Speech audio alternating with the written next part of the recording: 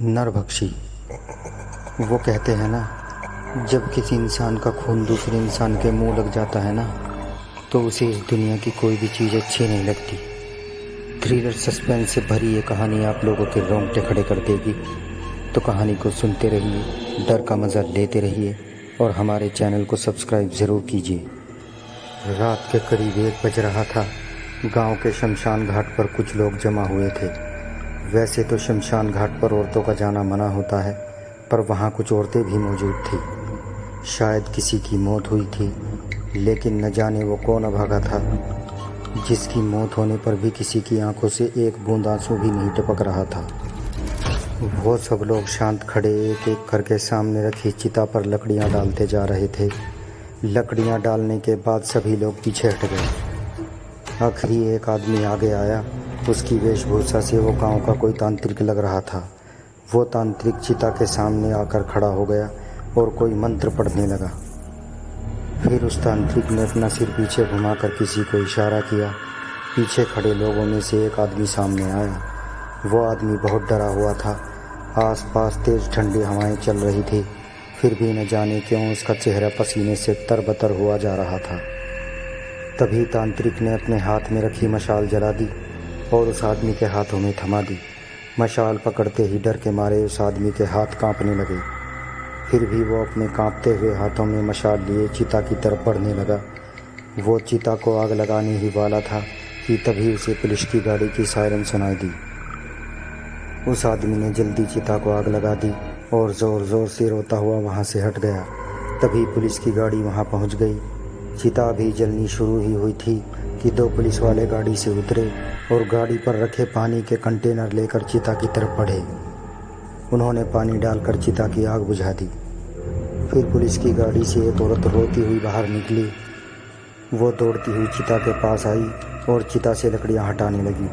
उसने चिता पर रखी सारी लकड़ियाँ हटा दी। चिता पर एक लड़का था जिसके हाथ और पैर रस्सियों से बंधे हुए थे। उसका मुंह एक काले कपड़े से ढका हुआ था। उस औरत ने जैसे ही लड़के के चेहरे से कपड़ा हटाया, उस लड़के ने गहरी सांस ली और एक शब्द कहा, माँ मुझे बचा लो माँ। पुलिस वाले ये देखकर दंग रह गए। तभी उस लड़के की माँ ने चिता जलाने वाले उस आदमी की तरफ इशारा करते हुए दरोगा से कहा, दरोगा जी, इस आदमी को छोड़ना नहीं। ये इंसान नहीं, हैवान है। इसने अपने ही बेटे को जिंदा जलाने की कोशिश की है। ये सुनकर पुलिस वाले हैरान हो गए। उनके मन में कई सवाल उठ रहे थे कि आखिर कैसा बाप है जो अपने ही बेटे को जिंदा जलाने वाला था। तभी लड़के के पिता किशोर ने मिथिला से कहा, मिथिला, ये तुमने क्या कर दिया? तुम इसे बचाकर ठीक नहीं कर रही हो। हट जाओ हमारे रास्ते से। तभी गांव की कुछ औरतें मिथिला को पकड़कर खींचती हुई वहां से ले जाने लगी। मिथिला चीखने चिल्लाने लगी, दरोगा जी, मेरे बेटे को बचा लीजिए, ये दरिंदे उसे मार डालेंगे। किशोर, दरोगा जी, ये हमारे गांव का मामला है। आप इस मामले में न ही पड़े तो अच्छा होगा। आप लोग यहाँ से चले जाइए और हमें अपना काम करने दीजिए। पुलिस वाला, आखिर ये कैसी दरिंदगी है जो एक मासूम लड़के को जिंदा जला रहे हो? आखिर इसने तुम लोगों का क्या बिगाड़ा है? दरोगा जी, ये कोई मासूम लड़का नहीं है। ये एक नरभक्षी राक्षस है। इसने गांव के मासूम लोगों का शिकार करके उन्हें जिंदा ही खा लिया है। पुलिस वाला, अब बस, बहुत हुआ। ऐसी मनगढ़ंत कहानियाँ मैं बहुत सुन चुका हूँ। ये बस तुम लोगों का अंधविश्वास है और कुछ नहीं। सीधी तरह से उस लड़के को छोड़ दो, वरना हमें सख्त कदम उठाने पड़ेंगे। पुलिस वाला, हवलदार, जाओ लड़के को ले आओ। तभी गांव का एक आदमी हीरा बोल पड़ा, दरोगा जी, आपने इसे बचा तो लिया, लेकिन हम इसे इस गांव में नहीं रहने देंगे। इसे गांव छोड़कर जाना होगा।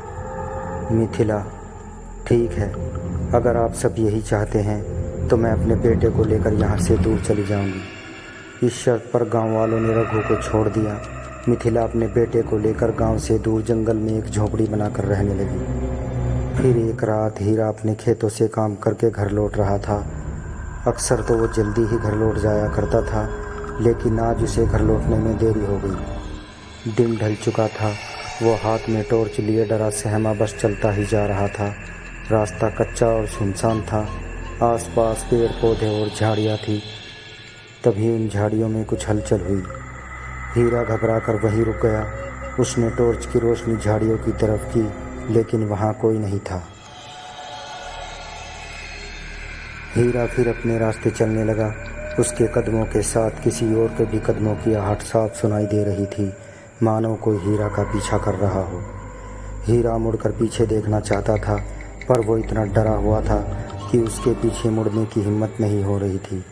वो बस सामने देखता हुआ चलता ही जा रहा था कि तभी किसी ने उसकी पीठ पर तेज धारदार नाखून से हमला किया। हीरा की पीठ खून से लथपथ हो गई, लेकिन उसने अभी भी पीछे मुड़कर नहीं देखा और वो जितनी तेज हो सके भागने लगा। पर वो अपनी मौत से ज़्यादा दूर नहीं भाग पाया, क्योंकि अचानक उसके सामने एक शैतान आकर खड़ा हो गया। वो शैतान अपनी बड़ी काली आंखों से हीरा की तरफ देखने लगा। शैतान के पंजे इतने बड़े और नुकीले थे कि किसी भी इंसान को एक बार में ही चीर कर रख दे। हीरा उसे देखकर बहुत डर गया। वो मदद के लिए ज़ोर ज़ोर से चिल्लाने लगा।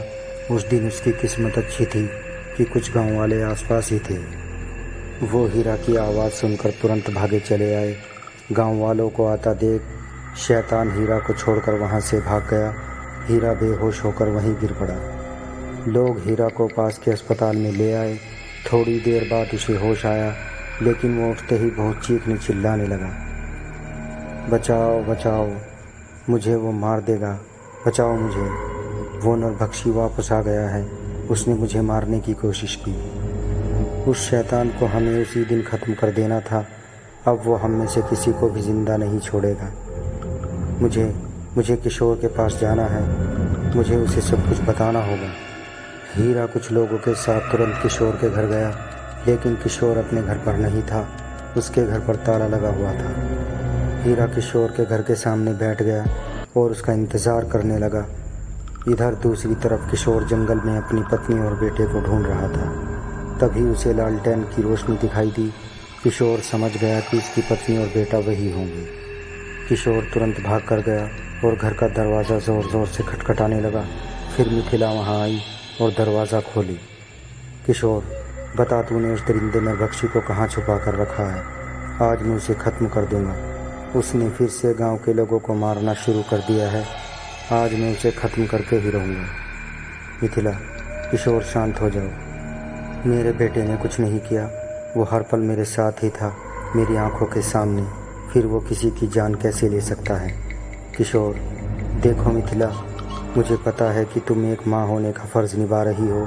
तुम अपने बेटे को खोना नहीं चाहती, इसलिए मुझसे झूठ बोल रही हो। लेकिन मिथिला, उस नरभक्षी के लिए तुम भी बस एक शिकार की तरह हो। अगर कल को उसे कोई शिकार नहीं मिला तो वो तुम्हें भी जिंदा खा जाएगा। अब हटो मेरे रास्ते से। किशोर मिथिला को धक्का मारता हुआ अंदर चला आया। उसे रघु कहीं नज़र नहीं आ रहा था। फिर उसे सामने एक कमरा दिखा। किशोर लालटेन लेकर तुरंत उस कमरे में गया। उस कमरे में जाते ही उसने कुछ ऐसा देखा कि जिससे उसके पैरों तले ज़मीन खिसक गई। उसने देखा कि सामने रघु का कटा हुआ सिर ज़मीन पर पड़ा हुआ था। रघु का आधा खाया हुआ शरीर किशोर के कदमों के सामने पड़ा हुआ था। वो घबराता हुआ कमरे से बाहर भागा। वो जैसे ही बाहर निकला, सामने मिथिला खड़ी थी। मिथिला के चेहरे पर एक हल्की मुस्कान थी। किशोर उसे देखकर चौंक गया।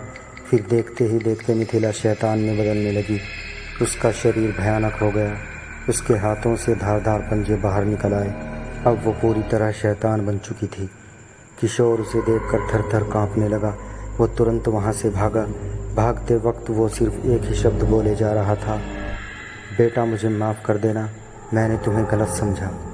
किशोर गांव की तरफ भागने लगा, लेकिन इससे पहले कि वो गांव पहुंच पाता, नरभक्षी ने उसे सामने से घेर लिया।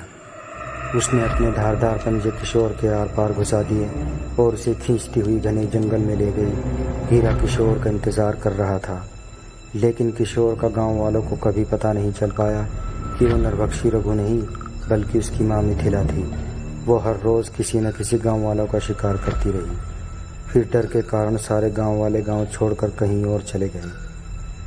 तो प्यारे दोस्तों, कहानी को अपने दोस्तों में शेयर कीजिएगा और कमेंट बॉक्स में भूत वाला इमोजी ज़रूर भेजिएगा और हमारे चैनल को सब्सक्राइब ज़रूर कीजिए। बहुत बहुत शुक्रिया।